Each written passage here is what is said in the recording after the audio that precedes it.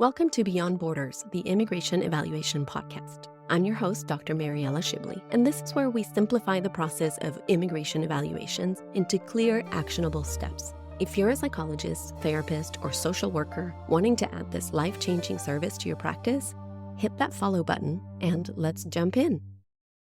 Today, we're tackling a critical issue: how mental health professionals can support undocumented individuals in this increasingly uncertain and hostile political landscape.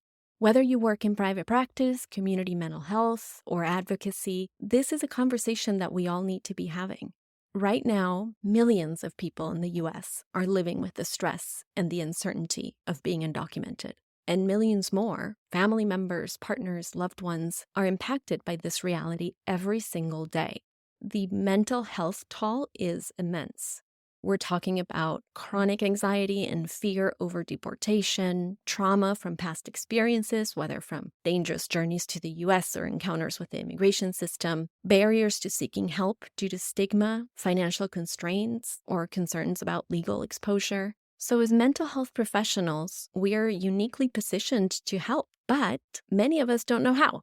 So I get questions like, what's appropriate to ask about legal status? Can I write a letter for a client's immigration case? How can I support perhaps not just individuals, but entire families affected by these policies?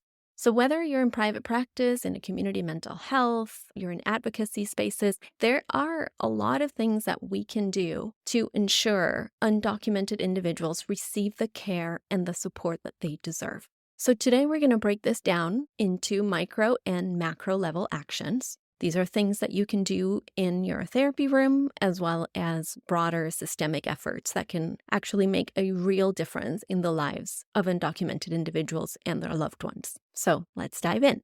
I want to start with something simple but profoundly impactful, and that is the way that we talk about documentation status in therapy. For many undocumented people, their legal status is a source of deep fear, of stress, and of shame. Some have been living in secrecy for years, even decades, afraid to disclose their situation, even to trusted professionals like us. So that's why it is crucial that we normalize undocumented status in our conversations. And one of the easiest ways to do that is by adjusting the language that we use when asking about it. So let's say a conversation naturally leads to a point where you need to ask about legal status. Maybe you're assessing stressors, discussing resources, or figuring out if they qualify for certain services. So many providers would instinctively ask, do you have papers or are you legal? And these questions can feel loaded because they carry an implication that being undocumented is abnormal or something to be ashamed of. So instead, here's a better way to ask. Are you documented or undocumented? And this simple reframing does two important things. One, it presents both options neutrally. It doesn't single out undocumented status as something wrong, right? So are you documented or undocumented? And two, it reassures the client that they are not being judged, that they're simply being asked a very factual question. So now I get it. Some clinicians might feel hesitant even bringing this up. Like, what if I make them uncomfortable? The truth is, undocumented people are already uncomfortable talking about this. But when we use this inclusive, non-stigmatizing language, we help ease that discomfort. We normalize it. And this shift in how we frame the conversation can actually strengthen trust and make it more likely that our clients or patients will open up about their fears and their struggles and their needs. Let's move from language into something also that can be incredibly practical and impactful, and that is writing an affidavit of support, or else a letter, for clients who are involved in immigration proceedings. So one of the most common questions that I get from mental health professionals is, can I write a letter for a client's immigration case? Is it ethical? Do I need a release? So here's what you need to know. Yes, you can write a letter, and no, you do not need a release to do so. So let's break it down. What is an affidavit of support? So an affidavit of support is simply a letter that's verifying that your client is in treatment with you. It's not a psychological evaluation. You're not offering an expert opinion. You're just simply confirming the facts. How long the person has been your client, how often they attend sessions, their diagnosis, perhaps, or the general focus of your treatment. That's it. It's simple. It's factual. And it's incredibly helpful for an immigration case. What you include in it you can leave up to the client and, of course, ultimately the attorney what they think would be most helpful that you mention in this letter. So you can ask the client to ask their attorney what are some of the points, not what to say in the letter, obviously, but for example, yes, how long you've been seeing them, how often they attend the sessions, their prognosis if they don't continue their treatment or recommendations for further treatment, etc. Like if you're doing any specific type of therapy, like EMDR, for example, that's really helpful because ultimately the attorney might make a case that this person needs to stay here because they're receiving treatment that's specialized and not offered in other countries in the world. If you're looking to add a high-impact, high-income service to your practice, I've got something for you. Head to the link in the description box to check out my expert training in immigration evaluations, a comprehensive program designed to help you confidently conduct immigration evaluations, connect with attorneys, and build a sustainable practice. Now let's get back to the show. So when someone's going through an immigration proceeding, they need to show that they have community ties and that deportation would cause undue hardship. So having a therapist confirm that they are in treatment can really strengthen their case. I've seen clients use these letters in cases ranging from asylum applications to deportation defenses, and they really do make a difference. So if a client asks you for a letter, don't hesitate. You are not breaking confidentiality because it's your client who's requesting it. And you're not assuming legal risk because you're not making any legal recommendations. You're just confirming facts. Now, if you want to take your advocacy a step further, you might consider learning to conduct immigration evaluations. These are in-depth psychological assessments that are used in all kinds of immigration cases like asylum, U visas, T visas, for crime or in trafficking survivors, and for extreme hardship waivers. This is a specialized area of work that many mental health providers don't know about, but it is incredibly valuable. So if you're interested in learning more about how mental health professionals can serve as evaluators in immigration cases, I invite you to check out episodes 1 and 2, where we go into depth on this topic. We cover the role of mental health providers in these cases and the different types of evaluations that can be done to support these asylum seekers, victims of violence, individuals facing deportation, etc. So it's another way to take your expertise and use it to truly change lives. Now, I want to spend some time talking about an incredibly powerful yet often overlooked tool, and that is support groups. When we think about helping undocumented individuals, we often picture this one-on-one therapy. But the truth is, undocumented people and their families are living in crisis collectively, and we should be thinking about how to support them collectively as well.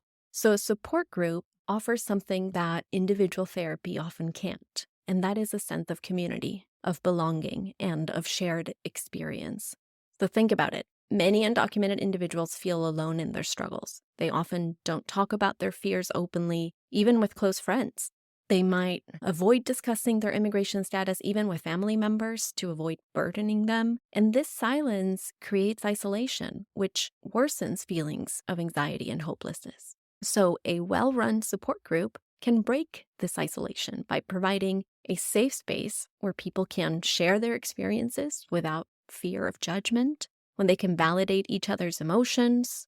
They can also learn practical coping strategies from those who truly understand their situation, and to build mutual support networks, reducing the feeling that they're struggling alone.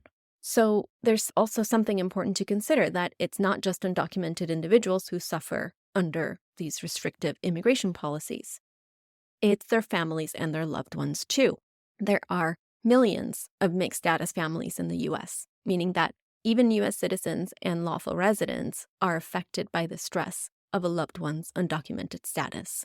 Children worry about their parents, spouses worry about each other. Entire families live with the chronic stress of not knowing if someone they love will be deported. So this is why, as mental health professionals, we should think about two types of support groups. One is groups for undocumented individuals that focus on mental health, on coping mechanisms, and resilience. And then there are groups for their family members, helping them process their fear, their anxiety, and the emotional toll of having a loved one in this legal limbo. Now, some clinicians worry about how to structure a group like this, but here's the thing. It doesn't have to be complicated. A support group can be a peer-led space where participants simply just share and validate each other's feelings, so just a process group. Or it can be a little more structured, so have topics like managing anxiety or navigating uncertainty, coping with fear, etc. Or it could be a mix of psychoeducation and discussion, so you give the participants tools to handle their emotions while also allowing them to process their experiences. And seriously, the benefits are enormous. It allows for community connection. Again, as I said, reducing isolation. It empowers them. It helps them feel stronger and more in control. And it also gives them some emotional regulation tools. So it equips them with strategies to manage their stress and fear and anxiety. So whether you work in private practice, a nonprofit, at a community center, this is one of the most impactful things that you can do. So if you haven't considered running a support group before, I encourage you to think about it because there is a lot of need, and a group can provide healing on a larger scale than one-on-one therapy.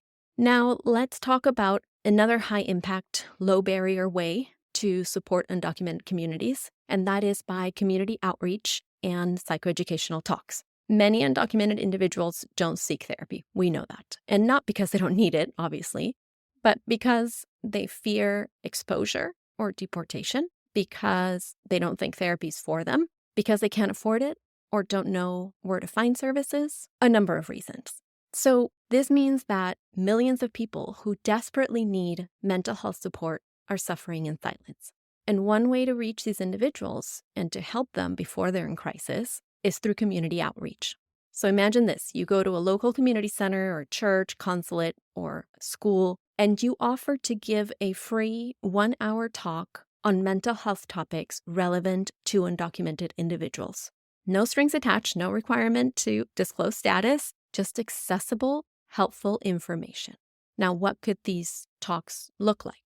They could be on managing anxiety and stress in uncertain times, parenting under fear of deportation, coping with trauma from past immigration experiences, how to emotionally support a loved one facing immigration struggles, or any other topics. Now, these talks do two very powerful things. They provide education and tools to help the community because many people in immigrant communities don't have basic mental health knowledge. They might not know what trauma responses look like or how stress manifests physically. They might not realize that the persistent fear that they feel is actually chronic anxiety, or that their avoidance of certain places is a trauma response. So by teaching them simple coping techniques like grounding exercises, deep breathing, or how to identify anxious thoughts, we equip them with tools to manage their stress. Even if they never go to therapy, they can walk away with something useful that helps them feel less overwhelmed. And the other thing they do is they build trust between the mental health providers and the community, because we know that many undocumented individuals are skeptical of therapy, and it's understandable. They might associate therapy with government agencies or fear that seeking mental health support will somehow put them at risk, which is a very prevalent fear these days. So by you showing up in their spaces, whether, again, it's a church or community center or school, and providing free, helpful information, we help demystify mental health and to show that we're here to help, not to judge or expose them, and that they're not crazy. This opens a door for people to seek further help. Maybe they won't come to therapy today, but maybe they will later once they feel safe enough. So you're planting a seed, as I say. Now, if you're wondering how to get involved, here's some concrete steps. You can connect with local organizations. You can reach out to immigrant advocacy groups or churches, nonprofits that serve undocumented populations.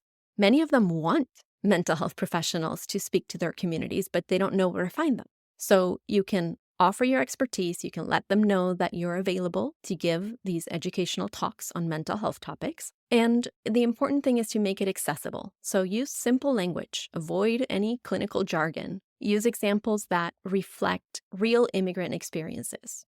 Also, if possible, offer talks in Spanish or in other relevant languages, or partner with an interpreter. That way you can reach more people.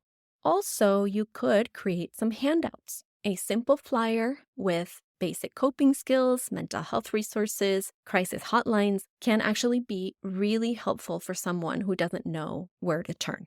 So, to wrap up, I want to end on this. Mental health is survival. For undocumented individuals, every day comes with stress, uncertainty, and fear. They're constantly calculating risk, they're trying to stay safe, they're trying to keep their families together, and many of them are suffering in silence because they don't think that help exists for them. Or worse, they think they don't deserve it. But they do deserve it. And we, as mental health professionals, have the ability to make a real difference. Whether it's through therapy and language shift that normalize their experience, whether it's through writing affidavits to support their legal cases, or through support groups that remind them that they're not alone, or through community talks that educate and empower them. Every single action we take counts. So if you've been wondering how to support undocumented individuals in today's climate, this is how, and this is where we start. Every small action we take can make an enormous difference in the lives of those affected by our immigration system. So thank you for joining me today for this important discussion.